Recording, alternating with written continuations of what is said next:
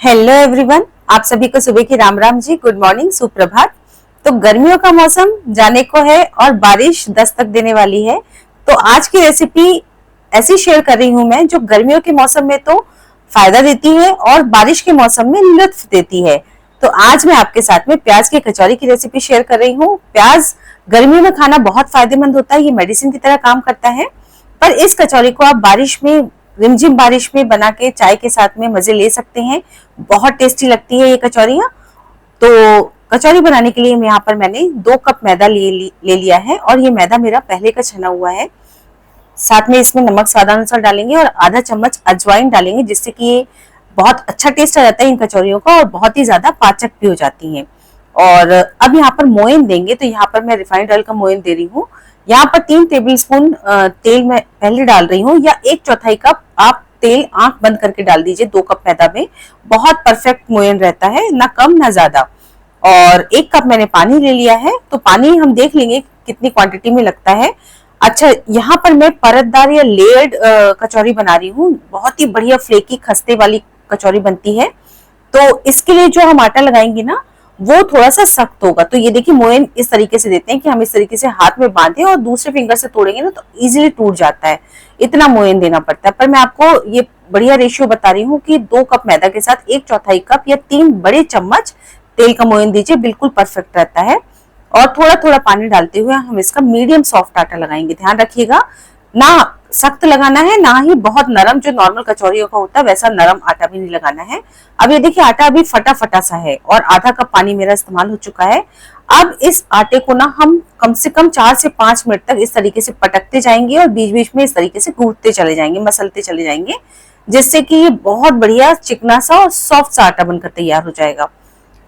तो ये लगभग 4 से 5 मिनट मैंने इसको गूंथ लिया है। इस तरीके से पटक पटक के बढ़िया से सॉफ्ट हो चुका है। और अब इसके ऊपर हम थोड़ा सा 1 बूंद तेल डालेंगे, जिससे कि ऊपर की जो सतह है इसकी सख्त ना हो। और उसके बाद इसको हम ढक के रख देंगे कम से कम 40 से 45 मिनट या 1 घंटा कम से कम रेस्ट के लिए छोड़िए, तब ये बिल्कुल अच्छे तरीके से सेट हो जाएगा।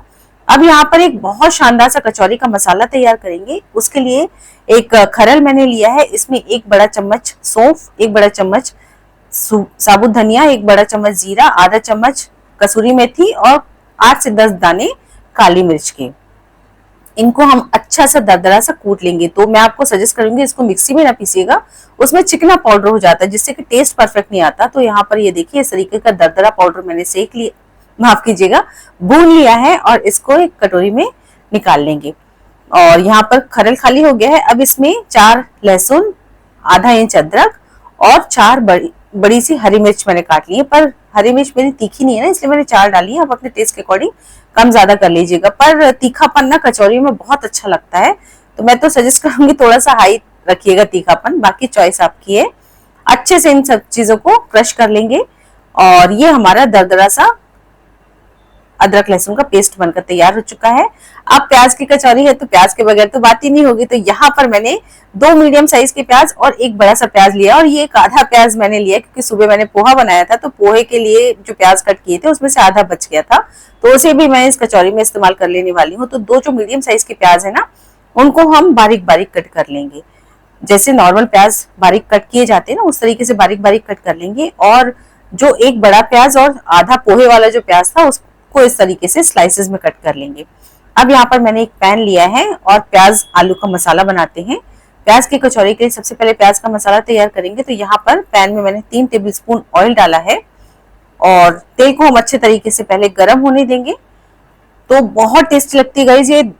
गर्मियों में तो अच्छी लगती ही है क्योंकि गर्मियों में प्याज खाना चाहिए, फायदेमंद भी होता है। पर सर्दियों में तो बारिश के साथ में चाय के कप के साथ में इन कचौरियों का मजा लीजिए। रियली में बहुत ही अच्छी लगती हैं, बहुत टेस्टी लगती हैं। अब जैसे तेल गर्म हो गया, मैंने ये सारा का सारा जो सौंफ वाला मसाला था, हमने जो दरदरा कूटा था, उसको डाल दिया। बिल्कुल धीमी आंच पे कुछ सेकंड्स के लिए इसको भून लेंगे। ध्यान रखिएगा कि मसाला जलना नहीं चाहिए। और इसके बाद हम इसमें डाल देंगे अदरक लहसुन हरी मिर्च का कुटा हुआ मसाला। तो ये सारा का सारा मसाला मैंने इसमें डाल दिया है। अच्छा, जो लहसुन नहीं खाते हैं ना, इसमें आप लहसुन को स्किप कर सकते हैं अगर नहीं खाते हैं तो। और अदरक लहसुन का पेस्ट डालने के बाद में भी इसको धीमी आंच पे अच्छे से भूनते चले जाएंगे।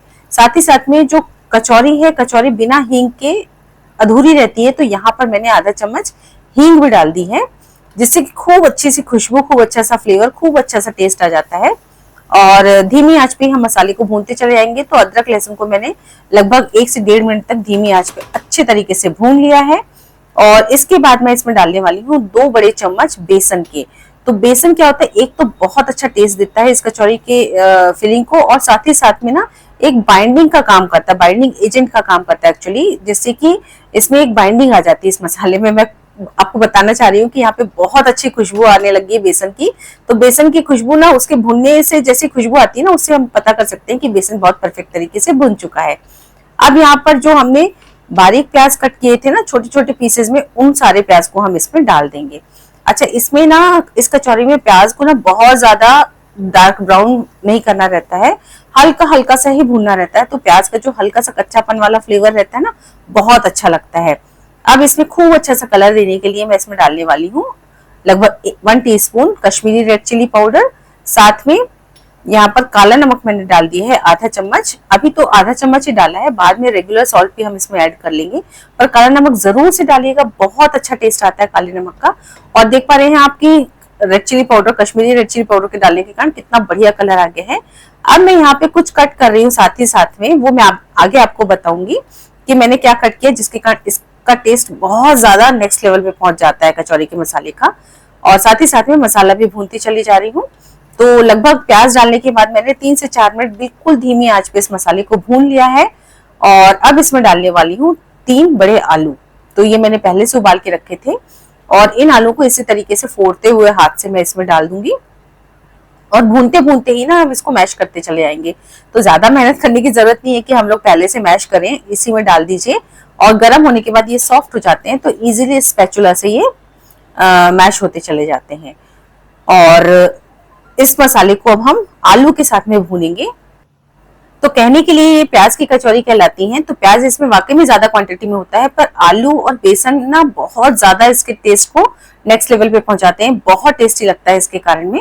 और अब मैंने यहाँ पर नॉर्मल सॉल्ट भी डाल दिया है, साथ ही साथ में यहाँ पर मैंने डाला है आधा चम्मच गरम मसाला और 1 बड़ा चम्मच अमचूर की खटाई। और साथ ही साथ में मेरे को थोड़ा सा कलर हल्का सा लग रहा था, तो मैंने कश्मीरी रेड चिली पाउडर आधा चम्मच और डाल दिया है। अब सारी चीजों को अच्छे तरीके से मैं मिक्स करती चली जाऊंगी। और हल्का सा मिक्स किया मैंने, आलू को मैं फोड़ते जा रही हूँ। और साथ ही साथ में इसी स्टेज में मैं ये लच्छे वाले प्याज को भी डाल देने वाली हूँ। लच्छे को मैंने अच्छे तरीके से हाथ से मसलते हुए खोल लिया था। और ये वाले प्याज जो एंड में जो मैंने डाले हैं ना, इसका ना सॉफ्टनेस बहुत अच्छी लगती है कचौरी में। मतलब इसको ना बहुत ज्यादा हमको नहीं भूनना है, और आलूओं के साथ में ना ये भुनेगा भी नहीं उतना ज्यादा डार्क ब्राउन इस तरीके का। तो ये ना हल्का सा कच्चा कच्चा सा बहुत ज्यादा अच्छा लगता है प्याज। तो इसलिए इस वाले लच्छे वाले प्याज को ना एंड में डालिए और सारी चीजों को अच्छे से मिक्स करेंगे। अब अगर स्पैचुला से किसी को दिक्कत आती है ना, तो मैं आपको बताना चाह रही हूँ कि जो पोटैटो मैशर होता है ना, इससे भी हम इसमें मसल सकते हैं। वैसे तो स्पैचुला से गर्म होने के बाद में ये मसलता चला जाता है। और ये देखिए आलू बहुत अच्छे तरीके से भुनता चला जा रहा है, बहुत अच्छे तरीके से मैश भी हो चुका है।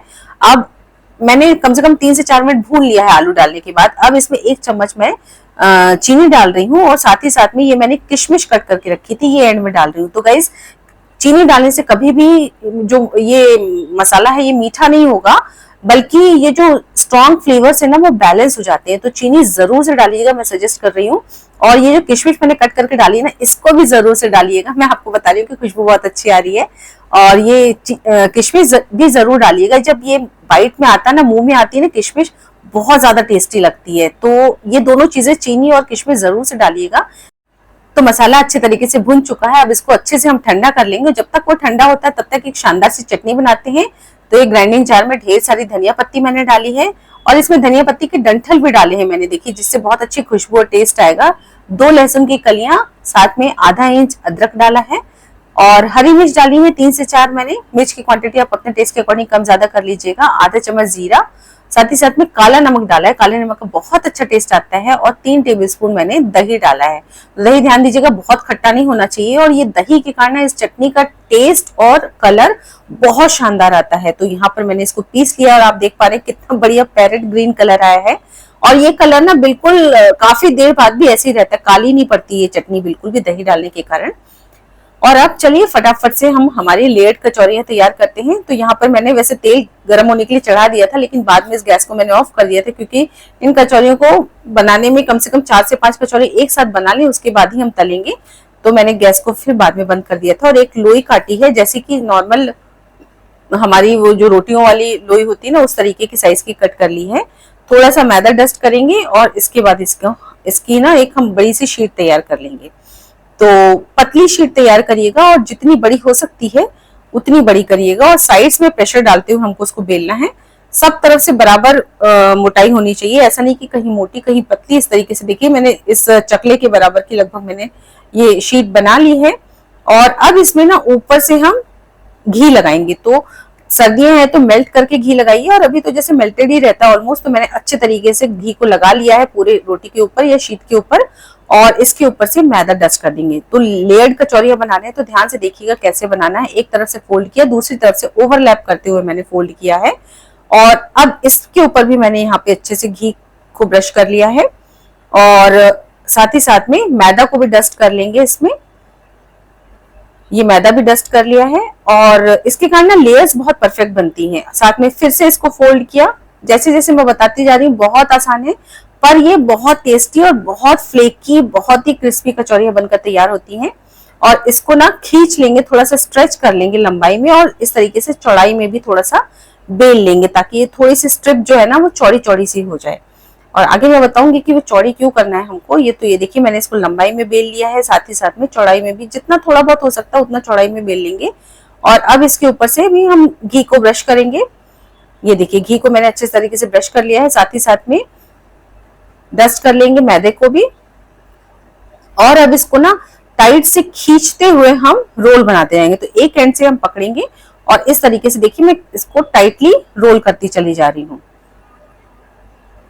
ये देखिए, तो ये लोई वगैरह ना आप पहले से इकट्ठे बैठ के आराम से एसी में, कूलर में, पंखे में बैठ के बना सकते हैं, और बाद में इनकी कचौरियां बनाई जा सकती हैं। तो ये देखिए अब इसको मैं चाकू से कट करूंगी ना, तो ये एकदम से सारे लेयर्स मिक्स हो जाएंगी, आपस में दब जाएंगी। तो जैसे केक के लेयर्स कट करते हैं ना, उस तरीके से थ्रेड की हेल्प से बहुत इजीली इसकी 2 हिस्से किए जा सकते हैं, और इसकी लेयर्स ना दबेंगी भी नहीं। तो ये देखिए इस तरीके से मैंने इसको कट कर लिया है, और देखिए कितनी शानदार कटिंग हो गई है और बहुत परफेक्ट लेयर हुई है, लेयर्स दबी भी नहीं है। तो केक की लेयर्स इसी तरीके से कट की जाती है। तो गाइज इसके साथ ही साथ मैं बता दूं कि मेरे चैनल में बहुत सारे केक की रेसिपीज भी हैं, उनको भी जरूर जाके देखिएगा। अब जहाँ पे बहुत बहुत बारीक वाली लेयर है ना, जहां से धागे से हमने कट किया था, उस हिस्से को मैंने नीचे किया है और दूसरे वाले हिस्से को मैंने ऊपर किया है, और इसको हम बेल लेंगे। तो ध्यान दीजिएगा, जहां से धागे से कट किया था, ज्यादा लेयर्स जहां पे दिख रही हैं, उस लेयर हिस्से को मैंने नीचे कर दिया है। इसको बेल लेंगे। उस हिस्से को नीचे इसलिए किया ज्यादा लेयर वाले को, क्योंकि बीच में फिलिंग करके जब उसको पलटेंगे ना, तो वो वाला हिस्सा ऊपर दिखेगा हमको कचौरी में। तो यहाँ पर ये देखिए नॉर्मल पूरी की तरह मैंने बेल लिया है। यहाँ पे कम लेयर्स हैं और पीछे तरफ ज्यादा लेयर्स हैं, और किनारे किनारे में ज्यादा प्रेशर दिया था ताकि किनारा इसका पतला हो जाए, बीच वाला हिस्सा ज्यादा पतला ना हो। चारों तरफ से पानी लगाएंगे और सेंटर में हम हमारी फिलिंग को रखेंगे। तो आप आराम से फिलिंग को जितना भरना चाहते हैं ना भर सकते हैं। अगर आपने आटा सही लगाया है ना, तो ये बिल्कुल भी नहीं फटती हैं। और जैसे मोमोज को शेप देते हैं या आलू के पराठे में हम लोग साइड से इस तरीके से उठाते हुए दबा लेते हैं, उसी तरीके से मैंने ये देखिए इसको दबा लिया है, और एंड में इसको ट्विस्ट कर देंगे। अब ये देखिए हमारी एक बहुत शानदार सी कचौरी बनकर तैयार हो चुकी है। देखिए ये नीचे जो ज्यादा लेयर्स थी ना, वो अब ऊपर दिखने लगी हैं। तो ये एक कचौरी हमारी बनके तैयार हो चुकी है। दूसरी भी मैं आपको दिखाती हूँ।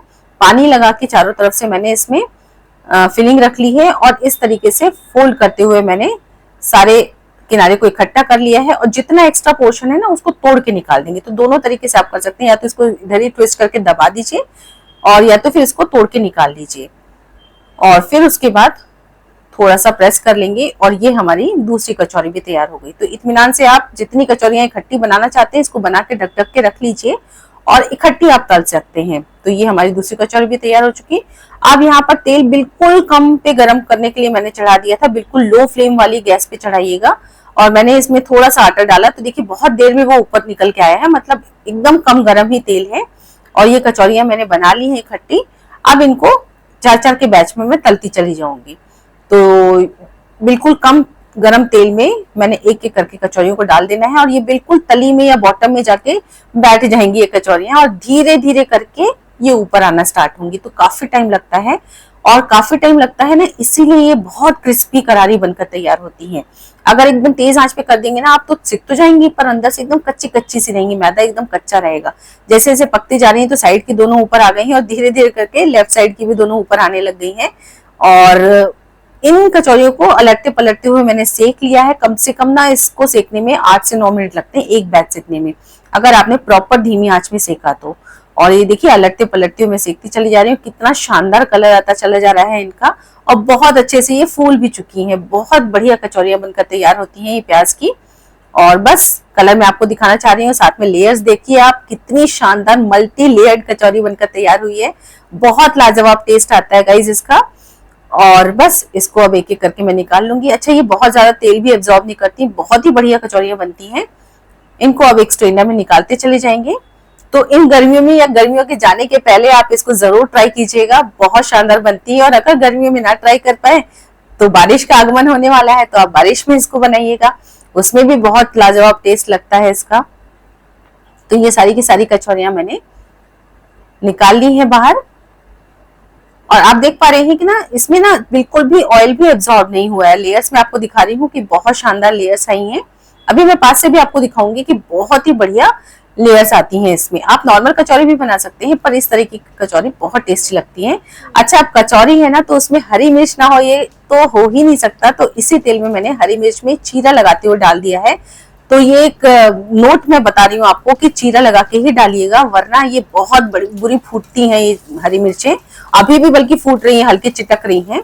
तो इसके बगैर चीरा लगाए बगैर इन मिर्चियों को कभी ना तलिएगा, वरना बहुत बड़ा एक्सीडेंट हो सकता है, तेल बहुत भयंकर उछल सकता है। तो ये मिर्चियां मैंने तलनी है। अब यहाँ पर इमली की चटनी, साथ ही साथ में हरी चटनी जो मैंने बनाई थी और साथ में गर्मा गर्म प्याज की कचौरियां। क्या कॉम्बिनेशन है, गजब का कॉम्बिनेशन है रियली में गाइस, इसको जरूर ट्राई कीजिएगा, बहुत टेस्टी लगती है। और बढ़िया चटाकेदार हरी मिर्च। ये देखिए ये आज की हमारी, अब इसको ब्रेकफास्ट की थाली बोलिए या फिर शाम के नाश्ते की थाली बोलिए या फिर लंच डिनर की थाली बोलिए, जो भी कहना चाहते हैं आप कह सकते हैं। आप किसी भी समय इसको एंजॉय कर सकते हैं, बच्चों से लेकर बुजुर्गों तक सभी को बहुत पसंद आती है। और आप लेयर समझ पा रहे हैं, देख पा रहे हैं कितनी सारी हैं और बहुत शानदार कुरकुरी फ्लेकी कचौरियां बनकर तैयार हुई हैं। और चलिए अब मैं आपको टेस्ट करके बताती हूँ कि बहुत शानदार बनी है। मैं तो टेस्ट करके बता रही हूँ पर आप इसे जरूर ट्राई कीजिएगा, बहुत टेस्टी लगती है गाइस। आप इसे जिसे भी खिलाएंगे ना वो आपका दीवाना हो जाएगा, इतनी टेस्टी बनती है। तो रेसिपी अगर अच्छी लगी हो तो लाइक जरूर कीजिएगा। साथ में अगर आपको मेरी रेसिपीज पसंद आ रही हैं तो चैनल को सब्सक्राइब भी जरूर से कर लीजिएगा। साथ में अगर मेरी मेहनत और मेरी रेसिपीज अच्छी लग रही हैं तो एक कमेंट भी जरूर कीजिएगा। फिर मिलती हूँ मेरी एक अगली और नई रेसिपी के साथ, तब तक के लिए take care and bye bye.